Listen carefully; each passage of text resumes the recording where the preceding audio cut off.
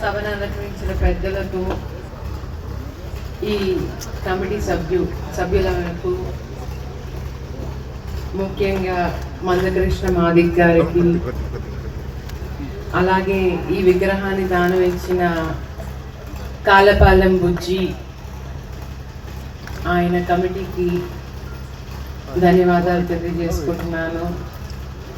ఇక్కడ రావడం నాకు చాలా సంతోషంగా ఉంది.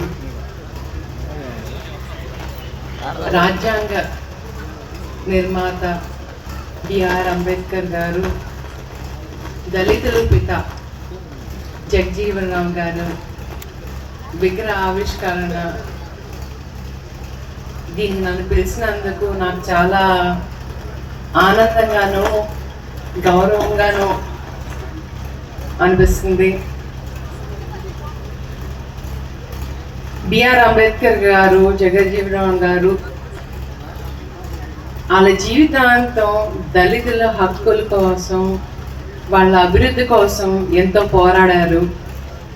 కానీ ఇవాళకి వాళ్ళు అనుకున్నంత అభివృద్ధి దళితుల్లో కనిపించటం లేదు. ఎలక్షన్లు వచ్చినప్పుడు మాత్రం నాయకులకి, పార్టీలకి దళితులు కనిపిస్తారు, కానీ అభివృద్ధి పనులు చేసేసరికి ఎవరు ముందుకు రారు.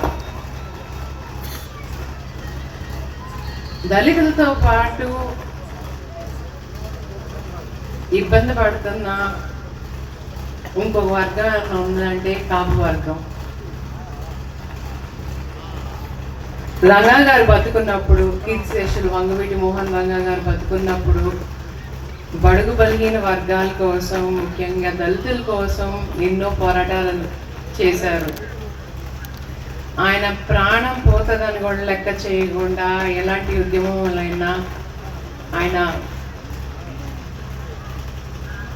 వెళ్ళారు, పోరాడారు. ఆయన పిలుపు ఒకటి ఉంది, చెయ్యి చెయ్యి కలుపు, చేయి జారదు గెలుపు అని చెప్పి. ఇవాళ నేను అంటున్నాను, మనం దళితులు, కాపులు ఏకమయ్యి చెయ్యి చెయ్యి కలిపితే మనల్ని ఓడించే వాళ్ళు ఎవ్వరూ లేరు. మన ఐకమత్యమే ఒక మహా ఆయుధం, అది గుర్తుంచుకోండి. ఇవాళ స్టేట్లో మన బలం అనేది అన్నిటికంటే ఎక్కువ ఉంది.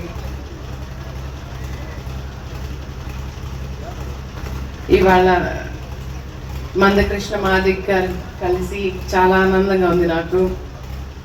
ఆయన పద్మశ్రీ అనే బిరుదు వచ్చింది అని అంటే ఆయన ఈ 30 ఏళ్ల పోరాటం మూలంగా వచ్చింది, ఆయన మాదిగ బంజారా మూలంగా వచ్చింది. ఆయన చేసిన ప్రతి ఉద్యమం మీలో ఒక స్ఫూర్తి అవ్వాలి. అలాగే ఈ అవకాశం ఇచ్చినందుకు నాకు చాలా ఆనందంగా ఉంది. అందరికీ ధన్యవాదాలు తెలియజేస్తున్నాను.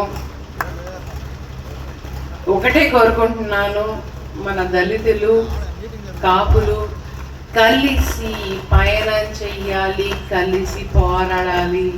అప్పుడే ఒక అద్భుతమైన శక్తిలాగా మనం ఆలోచిస్తాం.